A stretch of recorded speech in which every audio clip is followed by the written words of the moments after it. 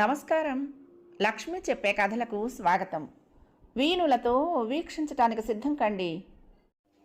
ప్రియ సఖులు, ఇప్పుడు మనం ప్రముఖ రచయిత శ్రీ కొత్తపల్లి ఉదయబాబు గారు రచించిన కామేశం శిష్యుల సన్మానం అనే ఓ చక్కటి కథను విందామండి. ఈ కథాకేళి మాసపత్రికలో 2009 నవంబర్లో ప్రచురింపబడింది. ఇక కథ మొదలు పెట్టేస్తున్నానండి. అర్ధరాత్రి దాటడానికి 2 నిమిషాలుంది. నిర్మానుష్యమైన బైపాస్ రోడ్డు మీద నిర్దాక్షిణ్యంగా కామేశాన్ని వదిలేసి చక్కాపోయింది హైటెక్ బస్. లగేజీతో రోడ్డు దాటి తమ పట్టణంలోకి వెళ్లే మార్గం వైపు కదిలాడు కామేశం. మంకీ క్యాప్, ఒంటి చుట్టూ కప్పుకున్న శాలువాతో చిన్న సైజు డైనోసార్ ఆకారంతో మీదకొస్తున్న అతన్ని చూసి చలికి ముడుచుకున్న ముసలి కుక్క ఒకటి మొరగబోయి మానుకుంది. అసలే కుక్కలంటే భయపడే కామేశం అంత ఘోర చలిలోనూ గబగబా మంకీ క్యాప్, కప్పుకున్న శాలువా తీసేసి చేతిలో ఉన్న బ్యాగులో కుక్కేసి తాను ప్రస్తుత సమాజంలో హుందాగా వ్యవహరిస్తున్న వ్యక్తిలా నిలబడ్డాడు. అతడి నిజస్వరూపం చూసిన కుక్క మళ్ళీ మొరగబోయి కరెంటు షాక్ కొట్టిన గేదెల అతను చలికి వణకటం చూసి తననేదో చేయబోతున్నాడు అనుకుని అక్కడి నుండి దూరంగా నిర్మానుష్యంగా ఉన్న బస్టాప్ షెల్టర్లోకి పారిపోయి సుఖంగా పడుకుంది. అమ్మయ్య అనుకుంటూ చదువుతున్న ఆంజనేయ దండకం ఆపాడు కామేశం. అంతలోనే అతనికి అనుమానం వచ్చింది. ఆంజనేయ దండకం సగమే పూర్తి చేసి ఆపేస్తే స్వామికి కోపం వచ్చి మళ్ళీ ఆ ముసలి సొనకరాజాన్ని ప్రేరేపిస్తాడేమో అనుకుని, స్వామి తొందరగా ఓ ఆటోనో లారీనో వచ్చి నన్ను ఊరిలో మెయిన్ రోడ్డు మీద పడేలా చెయ్యవయ్యా, రేపు మంగళవారమే నీకు అష్టోత్తరం చేయిస్తాను అని ముందుగా మొక్కుకొని ఆంజనేయ దండకాన్ని పూర్తి చేశాడు కామేశం. కరుణామయుడైన ఆ స్వామి కృప వల్ల వెంటనే ఓ లారీ వచ్చి ఆగింది అతని ముందు. ఏం సార్, ఎక్కడి దాకా అడిగాడు డ్రైవర్ స్థానంలో ఉన్న వ్యక్తి. ఓవర్ బ్రిడ్జి దాటి అవతలికి వెళ్తుందా అడిగాడు కామేశం. అవతలికి వెళ్ళదు కానీ రండి, బ్రిడ్జి మీద దింపేస్తాను అన్నాడు అతను. బ్రతుకు జీవుడా అనుకుంటూ సుఖ నిద్రలో ఉన్న ముసలి కుక్క మీద పడి కండ పీకేస్తుందేమో అన్నంత వేగంగా తన 3-25 కేజీల శరీరాన్ని లారీ క్యాబిన్లోకి వదిలేశాడు కామేశం. డ్రైవర్ వెనకే పొడుగాటి బెంచీ లాంటి దాని మీద విక్రమార్కుడి ఫ్రెష్ శవల్లా నిద్రపోతున్న శాల్తీ కాళ్ళ మీద కామేశం పడటంతో ఆ శాల్తీ ఓసారి కప్పుకున్న తెల్లదుప్పడు తీసి కోప్పడిపోయి విప్పార్చిన నేత్రాలతో కామేశాన్ని మరోసారి పైనుంచి కింద దాకా పరిశీలించి తిరిగి సేవాకారం దాల్చాడు. క్లీనర్ నా కొడుకండి, మీ ఊరే, నిద్ర కాగలేడు ఎదవ సచ్చినాడు అన్నాడు డ్రైవర్. అలాగా అన్నాడు కామేశం ఏమనాలో తెలియక. అది సరే కానీ యాడ్ నుంచి వస్తున్నారండి అడిగాడు డ్రైవర్. గుంటూరు నుంచి. ఏం పని మీద వెళ్ళావు సారు? నేను ఓ చిన్న కవినిలే అన్నాడు కామేశం. కామేశం వైపు తిరిగి పక్కపక్క భళ్ళున సీసా పగిలిన శబ్దంతో నవ్వాడు వాడు. కామేశం మళ్ళీ ఆంజనేయ దండకం అందుకున్నాడు, గుప్పు పని ముక్కుకు తగిలిన వాసనతో. కళ్ళు వాసన పడదు కామేశానికి. అంటే సినిమా పాటలు కానీ రాస్తారా బాబు? అవి రాయను కానీ కవిత్వం రాస్తాను. ఎందుకు వచ్చిన కవిత్వం కానీ, ఇప్పటికింకా నా వయస్సు నిండా 16 అంటే అమలాపురం, అట్టాంటి పాటలు రాయండి బాబు, డబ్బుకు డబ్బు పేరుకు పేరు అన్నాడు వాడు. నాకు అలాంటి పాటలు ఇష్టం ఉండవు. ఆంజనేయ దండకం మధ్యలో ఆపితే మళ్ళీ స్వామికి కోపం వస్తుందేమో అన్న భయంతో అన్నాడు కామేశం. కవి అన్నాక అన్ని రకాలు రాయాలి కదండి, మరి కవిత్వం రాస్తానంటారు కదా, అమ్మాయిల మీద రాస్తారా అడిగాడు.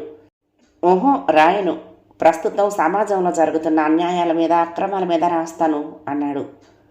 దానివల్ల ఎవరికి లాభం బాబు? అందరికీ లాభం. ఎలా? లంచం లేదే దేశంలో పనే జరగదు. మీరు మీ కవిత్వంతో దారి చూపగలరా? ఆడదాన్ని మగాడు ఎన్నో విధాలుగా అన్యాయం సాస్తున్నాడు. మీరు మీ కవిత్వంతో పరిష్కారం చూపించగలరా? మీరు చూపించారనే అనుకుందాం. దాన్ని చదివి బాగుపడేవాడెవడైనా ఉన్నాడా?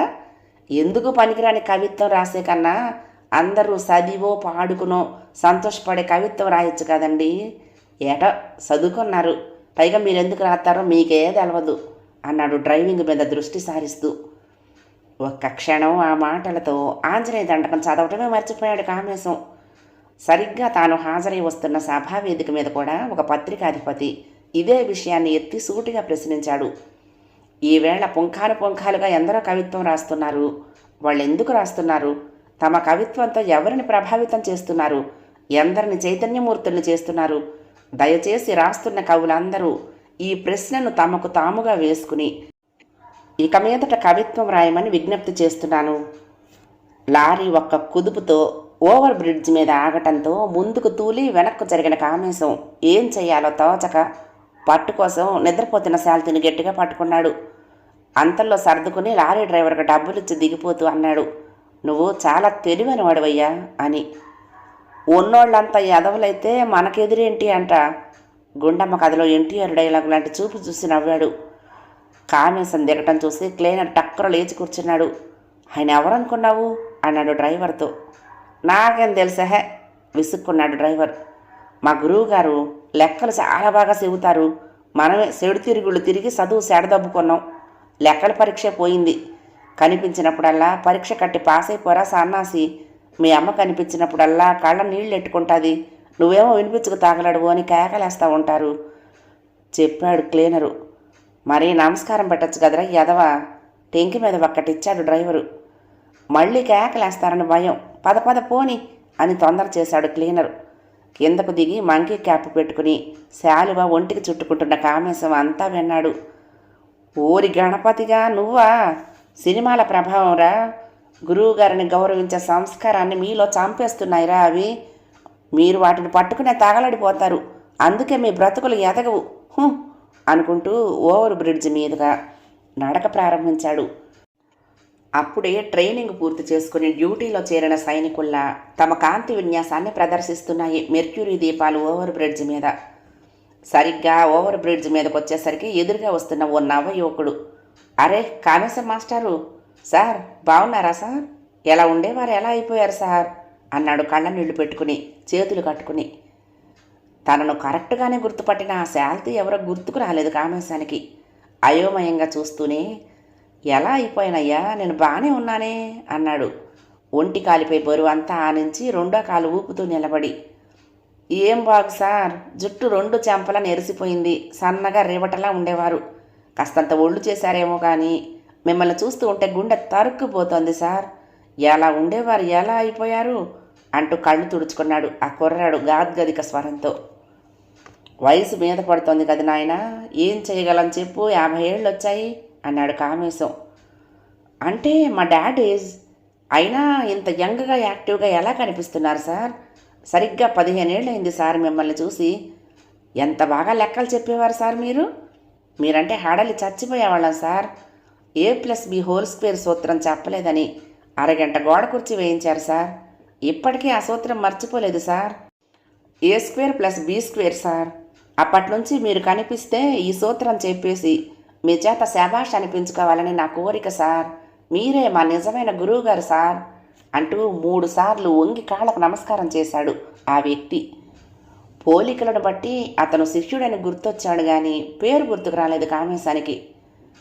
మీ పేరు పేపర్లో చూసినప్పుడల్లా ఈసారి నన్ను ఏకాంబరం అని పిలిచేవారు అని మా ఆవిడతో ఎన్నోసార్లు చెప్పాను సార్.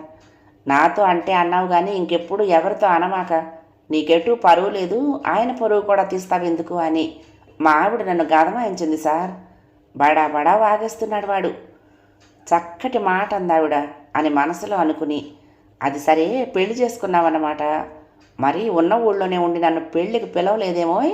ఇంతకీ ఈ అమ్మాయిది ఏ ఊరు, ఏం చేస్తుంది పెద్దరికంగా అడిగాడు కామేశం. వాడు చేతుల్లో మొహం దాచుకుని బావురమన్నాడు. కామేశం కంగారు పడిపోయాడు. ఇప్పుడు ఏ పోలీసైనా చూశాడంటే వాడి దగ్గర ఏ డబ్బో లాక్కుని చిన్నపిల్లాన్ని చేసి ఏడిపిస్తున్నాడు అనుకుని పట్టుకుంటే తన పరువేం కావాలి. ఇక వేరే గతి లేక వాడిని నిలువెల్లా పొదివి పట్టుకుని ఓదార్చాడు. సరే లేరా నాన్న, నన్ను పెళ్లికి పిలవనందుకు నేనేమి అనుకోనులే, ఊరుకో, ఇది రోడ్డు. ఇలా ఏడిస్తే నిన్ను నేనేమైనా చేస్తున్నాను అనుకుంటారు అన్నాడు. వాడు తలెత్తి చొక్కా పైకి లాక్కుని దాని కొసతో కళ్ళు తుడుచుకున్నాడు. అందుకోసం కాదు సార్ నేను ఏడ్చింది, దాన్ని పువ్వుల్లో పెట్టి చూసుకున్నా సార్. ఏది కావాలంటే అది కొనిచ్చాను. నాతో చెప్పా పెట్టకుండా నా బట్టల షాపులో సేల్స్ బాయ్తో లేచిపోయింది సార్. అప్పటి నుంచి ఇది ఎక్కువైంది అన్నాడు బొటన వేలుతో మందు సిగ్నల్ చూపుతూ. అప్పటికి కానీ అర్థం కాలేదు కామేశానికి అదంతా మందు ప్రభావమేనని. నీకు అన్నీ ఎక్కువయ్యి అది లేచిపోయిందిరా నాన్న అని మనసులో అనుకుని, అయ్యో పాపం ఎంత అన్యాయం జరిగింది నీకు. సరే వస్తాను, ఇప్పటికే చాలా లేట్ అయింది అని కదలబోయాడు కామేశం. అనకొండలా చుట్టేశాడు ఏకాంబరం కామేశాన్ని. ఇంతకాలానికి కనిపించారు, 10 నిమిషాలు కూడా మాట్లాడకుండా వెళ్ళిపోతారా సారు అంటూ వెంటపడ్డాడు. చెమట పట్టిన పైజామా లాల్చి జేబులో నుంచి నోట్ల దొంతర తీసి చేత్తో పట్టుకుని చూపిస్తూ అన్నాడు, చూడండి సార్, రోజు ఇంతలా సంపాదించి పెడుతున్నా ఈనాటి ఆడదానికి సంతృప్తి సంతోషం లేవు సార్. పోతే పోయిందిలేండి సార్, డైలీ కలెక్షన్ కట్టడానికి 100 తక్కువైంది. ఇది పట్టుకెళ్ళి కట్టకపోతే మా యజమాని చంపేస్తాడు సార్. ఓ 100 ఉంటే సర్దండి సార్ అన్నాడు ఏకాంబరం. ఊరు నుంచి వస్తున్న వాడిని డబ్బులుంటే రిక్షా మీద ఇంటికి పోదును కదయ్యా అన్నాడు కామేశం తప్పించుకునే ఉద్దేశంతో. మీరు అట్టానే అంటారు సార్, మీరు మీ ప్లానింగు నాకు తెలవదా? ఇచ్చేయండి సార్, ఇచ్చేయండి ప్లీజ్ సార్, ఇచ్చేయండి. ఆల్కహాల్ స్మెల్తో మీదకు ఇంచుమించు దాడి చేస్తున్నట్టు వస్తున్న వాడి సువాసన భరించలేక కామేశం జేబులో నుంచి 100 తీసి వాడి చేతుల్లో పెట్టాడు.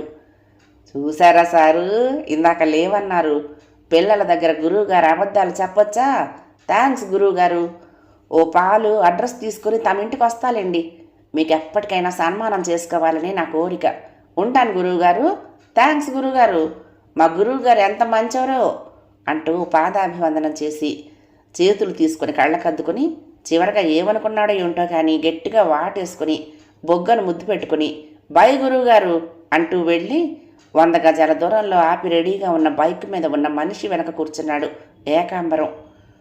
పాదరా, గురువుగారి పేరు చెప్పుకుని ఫుల్ వేసేద్దాం, మళ్ళీ షాప్ కట్టేస్తారు.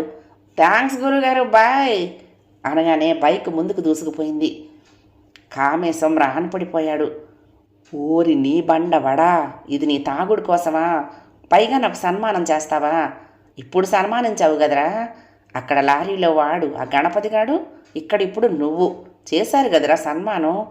ఇన్ని వేల మంది శిష్యులకు చదువు చెప్పానే కానీ ఇలా ఎవరు సన్మానం చేయలేదురా నాయన. ఇక్కడే ఉంటే ఆ 100 కూడా తాగేసి మళ్ళీ ఇంకో 100 కోసం వచ్చినా వస్తాడు అమ్మో అనుకుంటూ అంగకు 2 అంగలు బోనస్గా వేసుకుంటూ ఇంటి దారి పట్టాడు కామేశం. కథ సమాప్తం. ప్రియ సఖులు, ఈ కథ మీకు నచ్చితే తప్పకుండా లైక్ చేయండి, షేర్ చేయండి, కామెంట్ చేయండి, సబ్స్క్రైబ్ చేసుకుని నన్ను ఎంకరేజ్ చేయండి. ఉంటానండి. ప్రేమతో లక్ష్మి, కృష్ణాతీరం దుర్గమ్మ సన్నిధానం. నమస్తే.